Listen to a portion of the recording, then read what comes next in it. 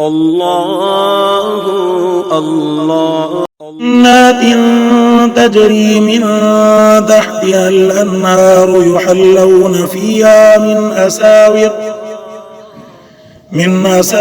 من ذهب ولؤلؤا ولباسهم فيها حرير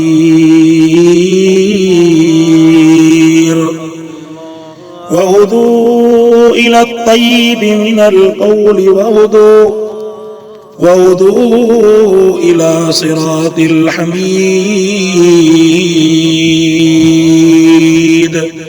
صدق الله العلي العظيم.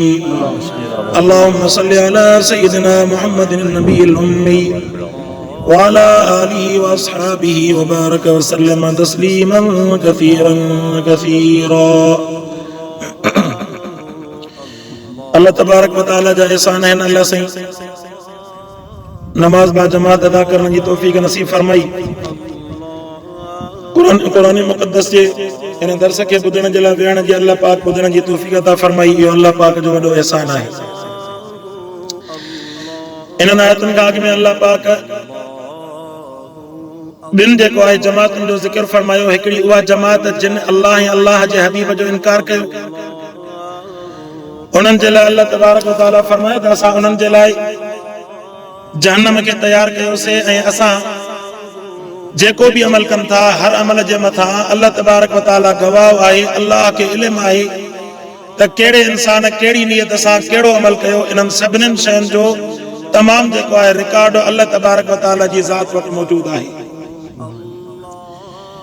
काइनात जे अंदरि जेकॾहिं को इंसान इन शइ जो इनकार कंदो त आख़िरत जे अंदरि अल्लाह पाक उन जे साम्हूं सॼो जेको आहे मामिलो उन जे साम्हूं आणींदो त पाना हिन वक़्त में तो हे अमल कयो, ही कूड़ ॻाल्हाई, ही ग़ीबत कई, ही चोरी कई, हे जेको आहे पराओ हक़ खाधी, या जेको आहे नमाज़ुनि ते वञी करे तो नमाज़ूं पंहिंजे वक़्त ते अदा न कयो. इहे सभु जेके मामला अल्लाह पाक जेको आहे उन बाने जे साम्हूं आणींदो ऐं उहो बानो इक़रार कंदो त हाओ मुंहिंजा अल्लाह पंहिंजे ॻाल्हि में जेको आहे तव्हां सच आहियो. मां वाकई जेके इहे अमल काइनात जे तख़्ते ते न कया हुयमि ऐं इन्हनि अमलनि जो मां सज़ा जो हक़दार आहियां. पोइ मुंहिंजे रब जी महिरबानी आहे जेकॾहिं अल्लाह पाक उनखे बख़्शे छॾे मर्ज़ी जो मालिक आहे. जेकॾहिं उन्हनि शयुनि जो अल्लाह पाक उन खां हिसाब किताब वठे त अल्लाह पाक मर्ज़ी जो मालिक आहे. काइनात जे अंदरि कंहिंजी मज़लूमियत या कंहिंजी मग़लूबियत न हलंदी. काइनात जे अंदरि अल्लाह तबारक व तआला जो कानून हलंदो. ॻाल्हि जेका आहे सच जी थींदी, चाहे कंहिंखे जेकॾहिं कोड़ी लॻे या मिठी लॻे, ॻाल्हि सच जी थींदी. जेकॾहिं कोई इंसान जे घर में वफ़ात थी पए ऐं वफ़ात थियण खां बाद में बि उनखे अल्लाह जे रस्ते जे तरफ़ हिदायत नथी मिले त पोइ ईअं सम्झो त इन बाने जे इन दिलनि जे मथां मुंहिंजे अल्लाह मोहर हणी छॾी आहे. हाणे इहो बानो कॾहिं बि हिदायत जे रस्ते ते कोन ईंदो. मरंदो मरी वेंदो, ॻरंदो ॻरी वेंदो, सड़ंदो सड़ी वेंदो. इहो हिदायत जे तरफ़ कॾहिं बि न ईंदो.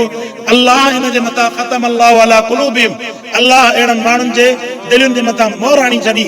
हाणे मोहर हणण जे करे हाणे काइनात जा तव्हां उन्हनि खे केतिरा बि सबक़ सेखारियो, इहे हिदायत जे तरफ़ कॾहिं बि मोटी करे वापसि कोन ईंदा.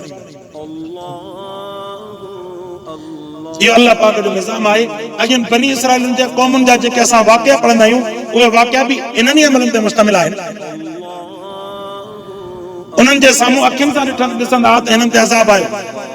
हे जेके हिन अमल जे करे या हिन मामले जे करे हिननि जे मथां तकलीफ़ आई, पर सुभाणे वरी जेको आहे रिंगट राड़े वरी मुंहुं मोड़े वरी चवंदा त बसि असां त पंहिंजा हक़ ते आहियूं. अॼोको इंसान बि इन धोखे जे अंदरि ऐं इन जेको आहे बेवकूफ़ी जे अंदरि पियल आहे. तव्हां ॾिसो नथा मुआशिरे में रोज़ानो माण्हू मरनि था. जंहिंजे घर में फौतगी थिए थी, अॻ में कम अज़ कम इहो हया मुस्लमान खे थींदो हुयो, घर में फौतगी थींदी त कम अज़ कम नमाज़ जे टाइम ते सॼी जमात गॾिजी करे अचे, नमाज़ जमात सां पढ़ंदा. भला ताज़ी फौतगी थी आहे, भला गम जो मक़ाम आहे, हली करे अल्लाह जे दर ते सजदो ॾियूं ताकी असांखे बि कुझु हया थिए ऐं जेको वफ़ात करे वियो उनखे बि कुझु सवाब थिए. अॼोके वक़्त में उहो सिस्टम ई ख़तम थी वियो. पंहिंजूं आदतूं पयूं हलनि थियूं ऐं साईं मुंहिंजे खे चवां पंहिंजा आराम ऐं पंहिंजा जेके नशा पता ऐं पंहिंजूं जेके बि उन्हनि जूं हसरतूं उहे सभु कुझु हलनि थियूं ऐं इंसान वॾी ॻाल्हि आहे इन खां वॾो इंसान कहिड़ो ज़ालिम थींदो जेको इंसान हक़ जे मुक़ाबले में वरी नाक खे वरी दलील बणाए करे पंहिंजो पाण खे मुतमइन कई वेठो हुजे इन बहाने खे त कॾहिं हिदायत थींदी कोन्हे। अवां ॾिसो जेके बेनमाज़ी वेठा आहिनि इहे बेनमाज़ी जेके अवां उन्हनि खां पुछंदा त उहे पंहिंजो दलील ठही वेठा हूंदा बाबा असां त जेको आहे पंहिंजे बचनि ॿारनि जे हिन कम में लॻा पिया आहियूं मसरूफ़ आहियूं फलाणो या इहे जेके आहिनि असांजा कम आहिनि इन्हनि खां वांदा थियूं त पोइ वरी पढ़ंदासीं अलाह मालिक तोखे रोज़ीअ जे मामले में अलाह मालिक कोन्हे। रोज़ी जे मामले में घर जे कमनि कारनि में घर जी बिजली ख़तम थिए थी गैस ख़तम थिए थी ॿिया मामला ख़तम थियनि था पंहिंजो पाण खे घसाए पगर वाहे पंहिंजे घर जी सहूलियत जा बंदोबस्त पंहिंजे लाइ करे थो पर जॾहिं अलाह जो कमु अचे थो उन जे वक़्त में शैतान वारी तावीलूं करे वेही थो रहे। तंहिंजे करे अलाह अहिड़नि माण्हुनि खे ख़बरदार करणु फरमाए। ऐं अॼोको वक़्तु अहिड़ो आहे जो अॼोके वक़्त में अहिड़ा माण्हू बि पंहिंजो पाण खे हक़ ते सम्झनि था वॾे में वॾो ज़ुल्म त इहो आहे। हिकिड़ो माण्हू हूंदो आहे न नमाज़ नथो पढ़े पंहिंजो पाण खे मुजरिम सम्झे थो त इहो जेको आहे कम अज़ कम पोइ बि कुझु न कुझु हिन जे लाइ हिदायत जो ज़रियो आहे पाण खे ॾोही सम्झे थो न इहो कम अज़ कम हिन जे लाइ हिदायत जो ज़रियो आहे। पर जेकॾहिं हिकिड़ो माण्हू नमाज़ नथो पढ़े रहंदो हिन जे मथां दलील ॾे थो। तंहिंजे करे मां अर्ज़ु कंदो आहियां त जेकॾहिं को माण्हू नेक अमल करे थो त उन नेक अमल जे करे कम अज़ कम उनजे अंदरि बि केतिरियूं बि ख़राबियूं अचनि त उन्हनि ख़राबियुनि खे त माण्हू उजागर ऐं बेदार करे पर नेक अमल खे निशान न बणे। इहो नेक अमल करे थो अल्लाह तबारक व तआला इहा तौफ़ीक़ ॾिनी आहे इहो बि अल्लाह जो एहसान आहे। जे चवंदा आहिनि यार नमाज़ूं न पढ़ंदो पर जेको आहे माण्हू हक़ अदा नथो करे बाबा उहो हक़ अदा न करणु उहो हुनजो अलॻि जुर्म आहे। नमाज़ तुंहिंजो कहिड़ो ॿियो कयो जो हुनखे नमाज़ जो तानो ॾींदो। जेकॾहिं को माण्हू कंहिंसां बदअख़लाक़ी करे थो उहो हुनखे चवे थो त यार ॾाढी रखी पई तूं वरी मूंसां बदअख़लाक़ी थो करे बदअख़लाक़ी हुनजो अलॻि जुर्म आहे। या जेकॾहिं को दीन जो हुकुम उहो अदा नथो करे उहो हुनजो अलॻि जुर्म आहे पर उनजे करे कंहिं उनजे नेक अमल खे टार्चर न कबो इहा जाल जी निशानी त नमाज़ त पढ़े थो हीअ अमल नथो करे नमाज़ त पढ़े थो रोज़ा त रखे थो मस्जिद में अचंदो पर मूं वारो चाह तौर अमल नथो करे। ठीकु आहे इंसान जे अंदरि इबादत जे तौर ते या मामला जे तौर ते हर इंसान जे अंदरि कमियूं कोताहियूं आहिनि 100% कामिल इंसान कोई बि कोन्हे सभु गुनाहगार आहिनि। पर अल्लाह तबारक व तआला उन इंसान खे हिदायत जो जेको आहे रस्तो तौफ़ीक़ ॾींदो आहे जेको इंसान अल्लाह जे तरफ़ मुतवजह थिए ऐं पंहिंजे जुर्म ते उनखे पाण खे अहसास हुजे। असांखे अफ़सोस थींदो आहे अॼोके वक़्त में फोतगी थिए थी माण्हुनि जी माण्हू जेके आहिनि घर मां मरी था वञनि माण्हुनि जूं ज़िंदगियूं हली थी वञनि उन्हनि खे परवाह ई न आहे उन्हनि जेको आहे उनखे जीअं चवंदा आहिनि न त टस से बस बि नहीं हो रहा उनखे एतिरो फ़र्क़ु बि नथो पए जो हिकिड़ो वक़्तु वञी करे अलाह जे दर ते वञी करे भला सजदे जो टकर हणी अचां। तंहिंजे करे मां अर्ज़ु कयुमि त अॼोके वक़्त में जेके असां नमाज़ पढ़ूं था न नमाज़ खे असांखे निशानो न बनाइणु घुरिजे छो अॼोके जेको फिरौनियत वारो दजालियत वारो दौरु आहे इन वक़्त में जेके असां गॾिजी करे नमाज़ पढ़ूं था इहो अलाह पाक जो करम आहे असांजे मथां रब हिन नमाज़ जे सदके ॿियनि गुनाहनि खे छॾण जी मुंहिंजो अलाह तौफ़ीक़ अदा फरमाईंदो। इन नमाज़ जे सदके अलाह पाक इहा नमाज़ जी बरकत आहे न जो अवां असां क़ुर खे वेही करे ॿुधूं था इहा नमाज़ जी बरकत आहे न जंहिंजे करे असां दीन जूं ॻाल्हियूं वेही करे ॿुधूं था इहा नमाज़ जी बरकत आहे जंहिंजे करे तव्हां असां इस्लामी माहौल जे अंदरि जुड़ूं था अवां असां जेको आहे दीन जे माहौल में जुड़ूं था हिक ॿिए जी इबादत खे ॾिसी करे अलाह असांखे इबादत जो शौक़ ऐं ज़ौक़ अता फरमाए थो।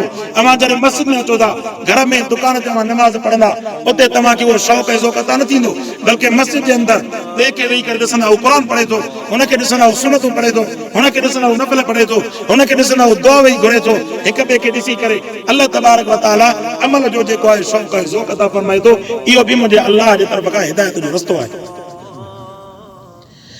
सो कुरान फरमाईंदा इन्नल्लाह युदखिलुल लज़ीना आमनू फरमाईं बेशक अल्लाह दाख़िल कंदो ईमान वारनि खे जिन ईमान आंदो ऐं ईमान आणण खां बाद में अमल कयूं सालिह पहिरियां ईमान शर्त खां बाद में ॿिए नंबर ते अमल सालिह शर्त आहिनि जन्नातिन तजरी मिन तहतिहल अनार अल्लाह फरमायो त इन मोमिननि खे ऐं अमल सालिह वारनि खे अल्लाह तबारक व तआला बाग ॾियणु फरमाईंदो अहिड़ा बाग ॾियणु फरमाईंदो जिन बागनि जे हेठां अल्लाह पाक उते जेको आहे माखीअ जूं खीर जूं ऐं जेको आहे शराबनि तहूरा जूं पाक शराब जूं अल्लाह तबारक व तआला इन ईमान वारे खे नरूं वाहे ॾियणु फरमाईंदो।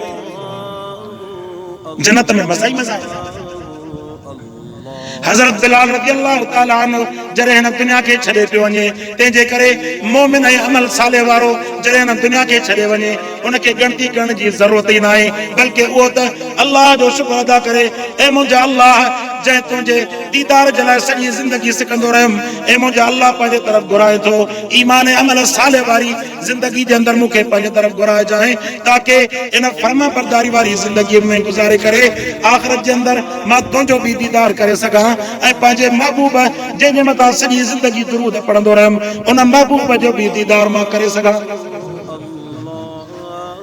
इहो शौक़ आहे, ज़ौक़ आहे। ईमान वारे कहिड़ी ग़लती आहे मौत जी?